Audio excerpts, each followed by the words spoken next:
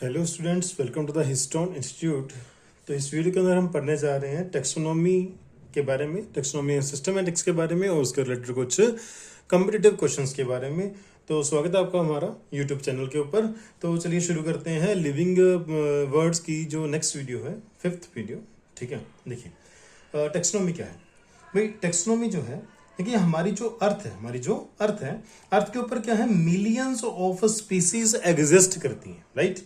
और in millions of species को understand करना या स्टडी करना आसान है क्या? बिल्कुल भी नहीं। इनको अंडरस्टैंड और स्टडी करना बहुत डिफिकल्ट है।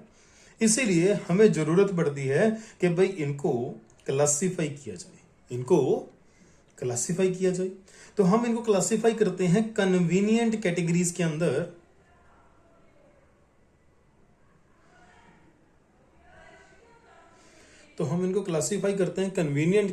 के अंदर।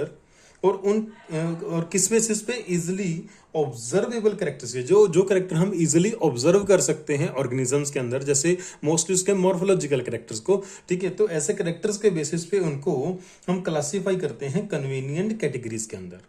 और इन कैटेगरीज को बोला क्या जाता है? इनको ग्रुप, रैंक, यूनिट या फिर टेक्सोन बोला जाता है। टेक्सोन जो होता है ये एक साइंटिफिक वर्ड है, आगे चल के हम इसको डिस्कस करेंगे। टेक्सोन एक साइंटिफिक वर्ड है और टेक्सोन जो होता है ये अलग अलग लेवल्स को रिप्रेजेंट करता है। जैसे कि हम यहाँ पे एग्जांपल के साथ बताएंगे आपको कि ह्यूमन बींग्स होते हैं।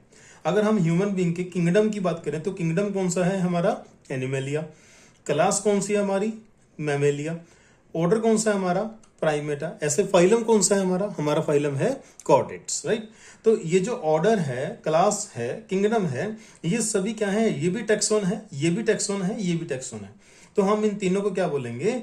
Taxa at different levels. ऐसे कुल मिला के 7 लेवल होते हैं। ऐसे कुल मिला कितने लेवल होते हैं?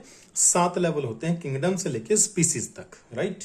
ओके, उसके बाद और देखिए ऑल ऑर्गेनिजम्स, जितने भी ऑर्गेनिजम्स हैं उनको जब हम क्लासिफाई करते हैं वेरियस टेक्सा के अंदर, तो वेरियस टेक्सा के अंदर क्लासिफाई करने की जो प्रोसेस है उसको क्या बोलते हैं? उसको बोलते हैं टेक्सोनॉमी। क्या बोलते हैं उसको टेक्सोनॉमी बोला जाता है, राइट।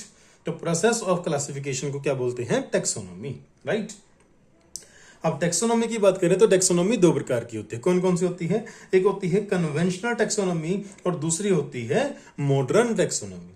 तो कन्वेंशनल टेक्सोनॉमी किस बेसिस पे है? अभी कन्वेंशनल टेक्सोनॉमी देख लीजिए, बड़ा आसान सा टॉपिक है। देखिए सपोज करो आपको एक नया ऑर्गेनिज्म मिलता है। सपोज करो आपको एक ऑर्गेनिज्म देखने को मिलता है जो ऑलरेडी कभी डिस्कवर नहीं था, आपने उसको पहली बार देखा, राइट। तो सबसे पहले आप उसके कैरेक्टर्स को स्टडी करोगे, जिसको हम बोलते हैं कैरेक्टराइजेशन। फिर आप उनको ये देखोगे कि उसके कैरेक्टर किस ग्रुप के साथ मैच करते हैं, किस किंगडम के साथ, किस फाइलम के साथ, किस क्लास के साथ, किस ऑर्डर के साथ, फैमिली, जीनस के साथ मैच करते हैं। आप उसको बोलते हैं आइडेंटिफिकेशन। फिर जिसके साथ वो मैच करेगा, आप उस किंगडम के अंदर, फाइलम के अंदर, क्लास के अंदर, ऑर्डर के अंदर, फैमिली, जीनस के अंदर आप उसको प्लेस करोगे, जिसको हम बोलते हैं classification at various levels, right. उसके बाद जिस भी जीनस के अंदर उसको प्लेस करेंगे और जीनस के अंदर प्लेस करने के बाद हम उसकी स्पीसीज का नाम खुद डिसाइड करेंगे। क्यों डिसाइड करेंगे? क्योंकि भाई अगर उसकी स्पीसी का नाम पहले से होता फिर वो न्यू कैसे हुआ? अगर वो न्यूली डिस्कवर्ड है तो इसका मतलब वो स्पीसी पहले हमारे पास नहीं है, तो हम उसकी स्पीसी का नाम खुद अभी डिसाइड करेंगे अकॉर्डिंग टू ICBN, ICZN जो हमने लास्ट वीडियो में देखा था। तो ये सब क्या है? हमारे पास कुछ क्राइटेरिया हैं जिनके बेसिस पे हम कन्वेंशनल टेक्सोनॉमी को करते हैं, कन्वेंशनल टेक्सोनॉमी को डिसाइड करते हैं, राइट। नेक्स्ट है हमारे पास मॉडर्न टेक्सोनॉमी। अब मॉडर्न टेक्सोनॉमी में क्या है भाई? मॉडर्न टेक्सोनॉमी के अंदर हम ऑर्गेनिज्म की एनाटॉमी, मॉर्फोलॉजी, सेल का स्ट्रक्चर, डेवलपमेंट प्रोसेस कैसी है, इकोलॉजिकल इंफॉर्मेशन क्या है उसके बारे में, ये सब क्राइटेरिया को यूज करके हम उस ऑर्गेनिज्म की क्लासिफिकेशन करते हैं, जिसको क्या बोला जाता है? मॉडर्न टेक्सोनॉमी बोला जाता है, राइट। नेक्स्ट हमारे पास वर्ड आता है सिस्टेमेटिक्स। अब देख लेते हैं एक बार सिस्टेमेटिक्स क्या है। देखिए सिस्टेमेटिक्स के अंदर वर्ड आया हमारे पास सिस्टेमा। सिस्टेमा के लैटिन भाषा का वर्ड है भाई, लैटिन लैंग्वेज का शब्द है, हमारा इंग्लिश का नहीं है। सिस्टेमा का मतलब होता है सिस्टेमैटिक अरेंजमेंट करना, किसी भी चीज का सिस्टेमेटिकली अरेंज करना, राइट। अगर मैं टेक्सोनॉमी को एवोल्यूशनरी रिलेशनशिप या फिर फाइलोजेनेटिक रिलेशनशिप के साथ प्लस कर दूं, यानी कि मैं टेक्सोनॉमी और फाइलोजेनेटिक रिलेशन दोनों को एक साथ क्या बोल सकता हूं, सिस्टेमेटिक्स। और सिस्टेमेटिक्स का मतलब क्या है, systematic arrangement, systematic arrangement, right. Systematics एक बड़ी ब्रांच है टेक्सोनॉमी के मुकाबले में, क्योंकि टेक्सोनॉमी के अंदर हमने सिर्फ 4 बातें करी। हमने बात करी कैरेक्टराइजेशन, आइडेंटिफिकेशन, क्लासिफिकेशन, नोमेनक्लेचर। आप इन चारों को सीक्वेंस में ही बात करोगे भाई, चारों की, राइट। एग्जाम के अंदर सीक्वेंस बेस्ड क्वेश्चन आते हैं, तो आपसे सीक्वेंस में पूछा जा सकता है भाई कौन सी सीक्वेंस सही है, कौन सी गलत है। ये इनको ऊपर नीचे या आगे पीछे करके आपको दे देंगे, राइट। ओके, तो याद रखना है कि सबसे पहले कैरेक्टराइजेशन, फिर आइडेंटिफिकेशन, फिर क्लासिफिकेशन और लास्ट में नोमेनक्लेचर, राइट। ओके, तो टेक्सोनॉमी के अंदर हमने एवोल्यूशनरी रिलेशनशिप की बात नहीं करी थी, लेकिन सिस्टेमैटिक्स के अंदर टेक्सोनॉमी के साथ साथ एवोल्यूशनरी या फाइलोजेनेटिक रिलेशन की बात हम करते हैं। इसका मतलब सिस्टेमैटिक्स के अंदर हम एक एक्स्ट्रा चीज को काउंट करते हैं। सो सिस्टेमैटिक्स एक बिगर ब्रांच हुई टेक्सोनॉमी से, राइट। लिनियस, देखिए लिनियस ने एक बुक लिखी, लिनियस ने पौधों के ऊपर यानी कि प्लांट्स के ऊपर एक बुक लिखी, और उस बुक का टाइटल जो दिया उसने दिया सिस्टेमा नेचुरे, यानी कि उसके बुक का नाम क्या था, सिस्टेमा नेचुरे। आप इसको याद रखेंगे, सिस्टेमैटिक्स से ही उसने वर्ड उठाया, राइट। ओके, अच्छा मान लीजिए कि आप एक न्यू स्पीसीज को फाउंड, आपको एक नई स्पीसी मिली, राइट। एज ए बायोलॉजिस्ट आप क्या करोगे, आप क्या करोगे, आप सबसे पहले उसका कैरेक्टराइजेशन करोगे। उस कैरेक्टराइजेशन के अंदर आप क्या करोगे, उसके कैरेक्टर्स को नोट करोगे। कैरेक्टर्स को नोट, मान लो कि आपको जो ऑर्गेनिज्म मिला उसकी बॉडी के ऊपर काइटन का बना हुआ एक्सोस्केलेटन है, राइट। उसकी जो अपेंडेजेस हैं, ठीक है, यानी कि उसकी जो लेग्स हैं वो उनके अंदर जॉइंट्स मिलेंगे आपको, जॉइंटेड अपेंडेजेस हैं, और उसकी बॉडी के ऊपर एंटीना प्रेजेंट है। अगर आपको ऐसे कुछ और कैरेक्टर्स मिलते हैं उस ऑर्गेनिज्म की बॉडी पे, ठीक है, तो आप उस कैरेक्टर के बेस पे देखोगे कि ये ऑर्गेनिज्म किससे मैच करता है और किससे मैच नहीं करता। तो सम कैरेक्टर्स जब हम जान चुके हैं तो हम इसको आइडेंटिफाई करेंगे, यानी कि मैच मिसमैच करेंगे। तो जो कैरेक्टर हमने अब देखे, इन कैरेक्टर के हिसाब से हमें लग रहा है कि ये कोई इंसेक्ट हो सकता है। ये क्या हो सकता है, ये एक इंसेक्ट हो सकता है। अब organism seems to be an insect, right. उसके बाद हम उसकी क्लासिफिकेशन करेंगे। जो कैरेक्टर्स हमने डिसाइड किए, जो कैरेक्टर्स हमने स्टडी किए, उन कैरेक्टर्स के बेस पे हम ऑर्गेनिज्म को क्लासिफाई करेंगे वेरियस लेवल पे, यानी कि हम उसका किंगडम डिसाइड करेंगे, उसका फाइलम डिसाइड करेंगे। Kingdom, phylum, class, order, family, genus, ये सब उसका डिसाइड करेंगे, ठीक है।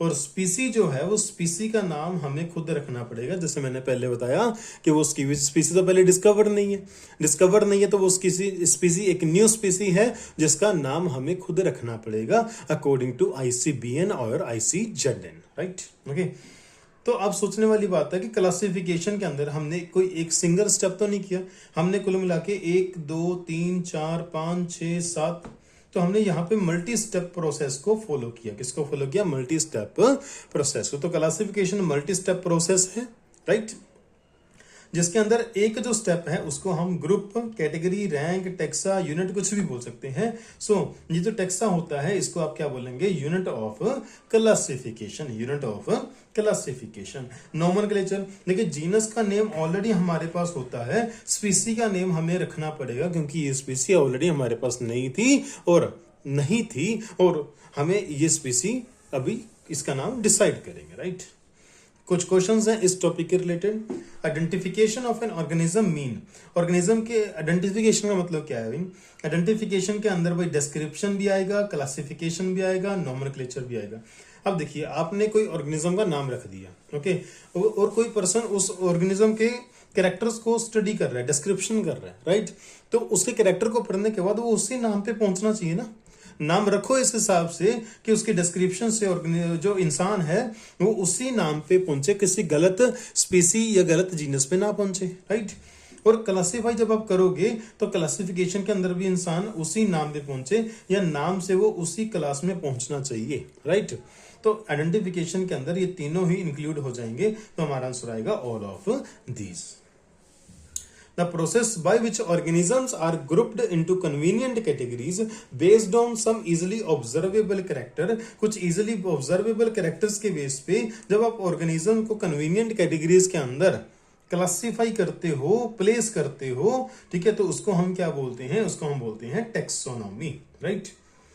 नेक्स्ट जी, scientific term used for the categories of organisms to study them. भाई ऑर्गेनिज्म को स्टडी करने के लिए जो हम साइंटिफिक कैटेगरीज का साइंटिफिक टर्म यूज करते हैं वो क्या है? टेक्सा। जैसे कि मैंने आपको अब ऊपर टॉपिक के अंदर बताया। The process of classification is called. Classification के प्रोसेस को क्या बोलते हैं? टेक्सोनॉमी। ये हमारी एनसीईआरटी की लाइन है। देखिए हम जो पढ़ा रहे हैं सारा कुछ एनसीईआरटी है भाई, एनसीईआरटी से बाहर कुछ नहीं है, ओके। और इसको अगर आप रिपीट करके, इसको अगर आप अच्छे से समझ लेते हैं, क्वेश्चंस लगाते हैं, तो ये मान के चले कि नीट आप आराम से क्लियर करेंगे। 360 में से 360 लेके आएंगे आप, राइट।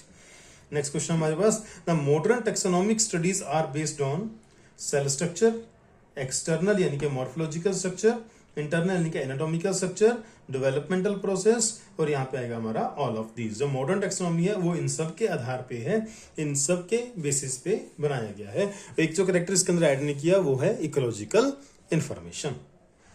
तो आज की इस वीडियो के अंदर इतना ही। नेक्स्ट और लास्ट जो हमारी वीडियो बनेगी इस चैप्टर की, कल जो वीडियो आएगी उसके अंदर हम क्या देने वाले हैं? टेक्सोनॉमिक कैटेगरीज एंड हायरार्की के बारे में। और ये चैप्टर कल खत्म हो जाएगा विद क्वेश्चंस, और आप इस चैप्टर को कभी भी कहीं भी बैठ के आराम से देख सकते हैं, रिपीट कर सकते हैं।